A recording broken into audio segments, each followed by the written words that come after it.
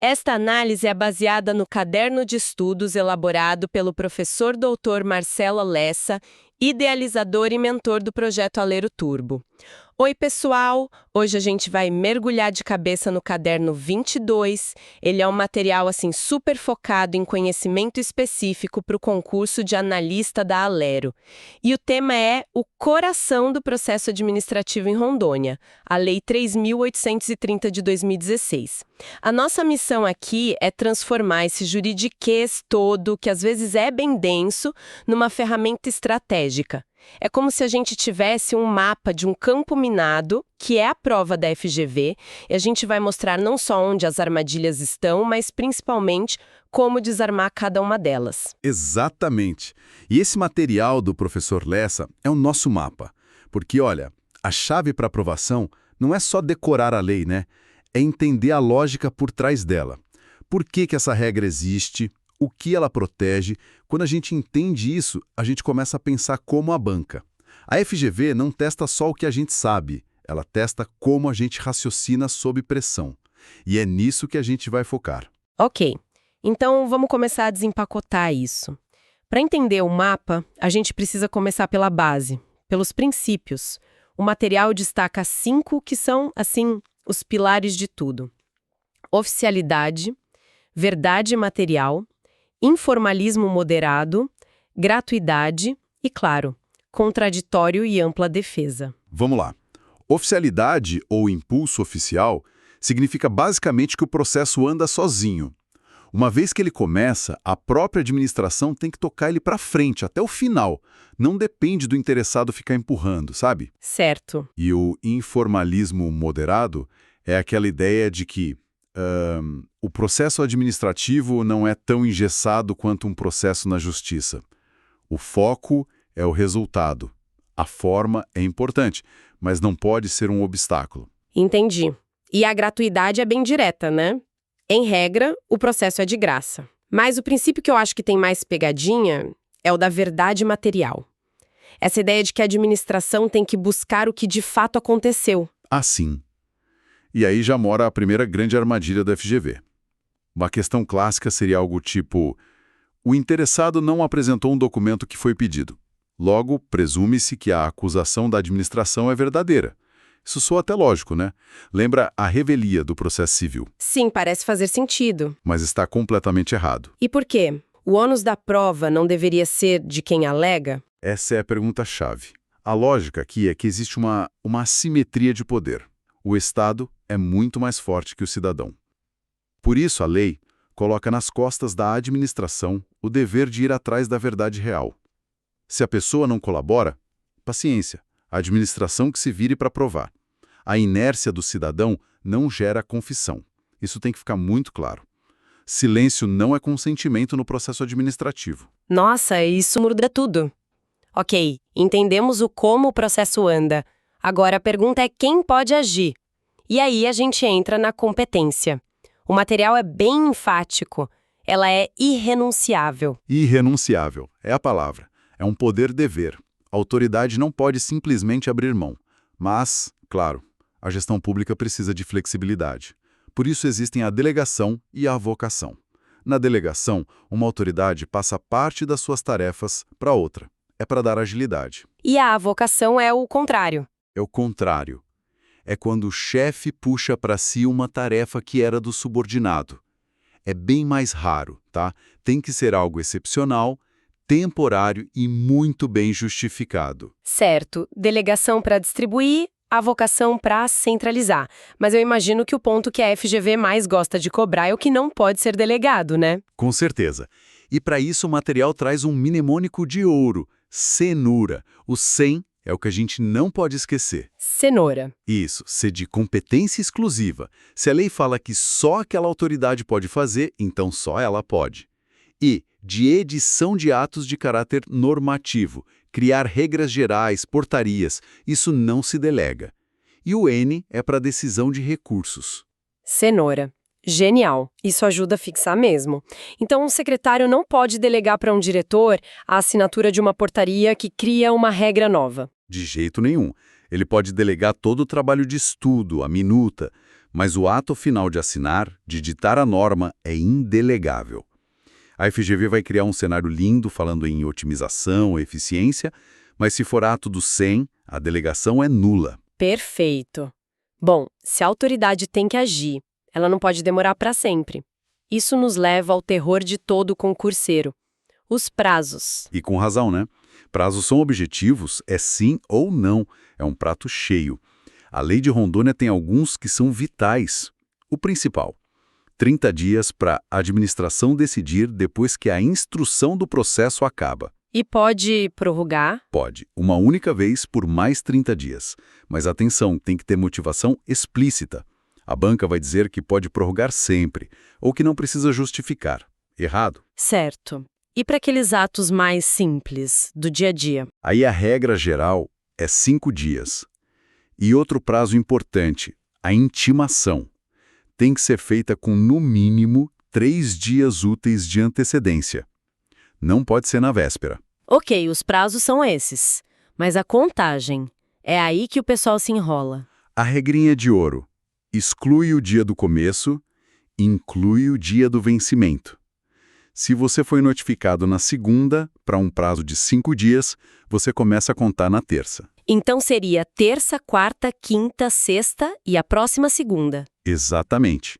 O prazo final seria na segunda-feira, dia 17. E se essa segunda, dia 17, fosse um feriado? Aí tá o pulo do gato. Se o último dia cai num feriado ou fim de semana, o prazo vai para o próximo dia útil. No nosso exemplo, iria para terça, dia 18.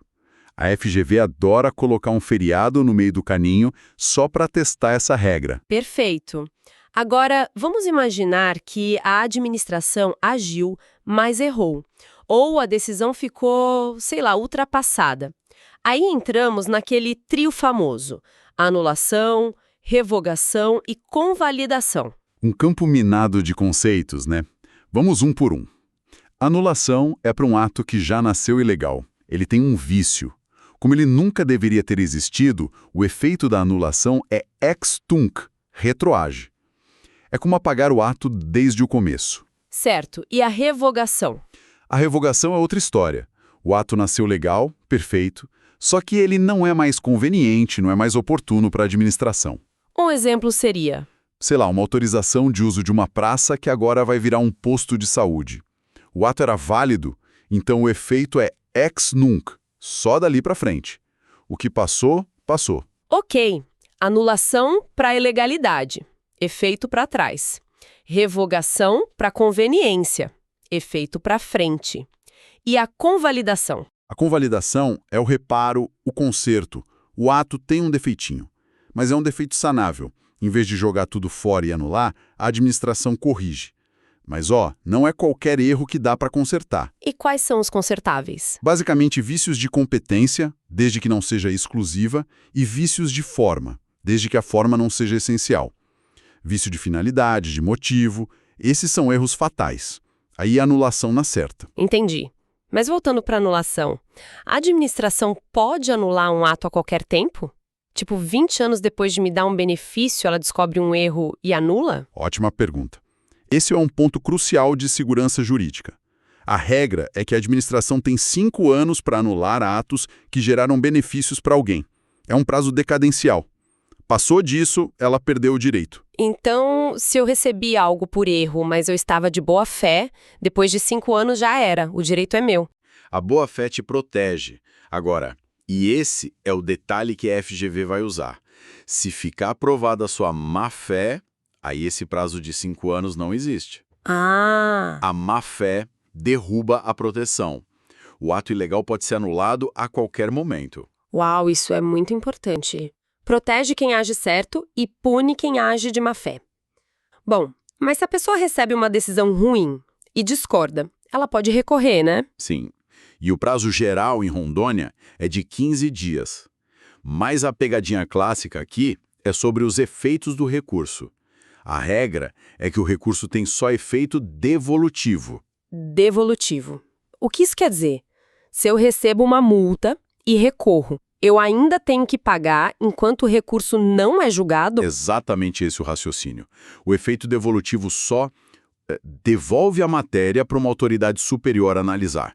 A decisão original continua valendo. Mas isso é muito contraintuitivo. Totalmente. O efeito suspensivo, que é o que para a decisão, é a exceção da exceção. Só acontece se a lei mandar ou se houver um risco de dano muito grande. A banca vai sempre dizer que o efeito suspensivo é automático. É a armadilha número 1. Entendi. Outra coisa que o material aponta é que o recurso vai para a mesma autoridade que decidiu primeiro. Por quê? É o juízo de retratação. É para dar à autoridade a chance dela mesma corrigir o seu erro. Ela tem 5 dias para repensar. Se ela mantiver a decisão, aí sim sobe para o chefe dela. É uma questão de eficiência. Faz sentido. Mas e o risco de piorar a situação? Eu recorro de uma multa de 100 e a instância superior aumenta para 200. Isso pode? Pode. O nome disso é reformatio impejus. E no processo administrativo é permitido sim. Mas a lei te protege. Para piorar a sua situação, eles têm que te intimar antes e te dar a chance de se defender dessa nova possibilidade. O contraditório é sempre sagrado. Ufa! Bom, já cobrimos bastante coisa. Acho que é uma boa hora para a gente fazer aquele resumo de ouro com os pontos-chave do fichamento do material, né? Um checklist rápido. Ótima ideia. Vamos lá, em pílulas. Primeira, precisa de advogado no processo administrativo. Não, regra geral é facultativo. Perfeito. Segunda, a autoridade pode usar um parecer técnico de outra pessoa como a motivação da sua decisão? Tipo um copia e cola? Pode. É a motivação aluunde ou por referência. É super comum e totalmente válida. Isso. Terceira, se a pessoa que entrou com o processo desiste, a administração tem que arquivar? Não necessariamente. Se tiver interesse público envolvido, o processo continua, mesmo contra a vontade do autor. O interesse público manda. Exato. Quarta pílula. Qual a grande diferença entre impedimento e suspeição? Impedimento é objetivo, tá na lei. Parentesco, por exemplo. Suspeição é subjetivo. Amizade, inimizade. Perfeito. E a última, que é clássica. O silêncio da administração significa que o meu pedido foi aceito? De jeito nenhum. A regra é que o silêncio não significa nada. Só vale como aprovação se tiver uma lei dizendo isso expressamente. Senão, é só uma omissão. Bom, chegamos ao fim do nosso mapeamento. Percorremos os pontos mais traiçoeiros da lei, sempre com esse olhar da FGV. Tudo com base no excelente trabalho do Caderno 22. E fica aqui uma reflexão final, sabe? Dominar essas regras não é só para passar num concurso. É para entender como funciona a relação entre o Estado e o cidadão. Como futuros analistas, o desafio vai ser usar esse conhecimento para fazer a máquina pública funcionar de um jeito justo e eficiente. Como é que a gente faz a tal da verdade material ser encontrada de verdade e não se perder no meio da burocracia? Uma ótima reflexão. E a gente encerra com as palavras do próprio autor do material. Com carinho e excelência, professor pós-doutor Marcelo Lessa. E a citação que ele nos deixa: julgai a causa do pobre e do órfão, fazei justiça ao aflito e ao necessitado.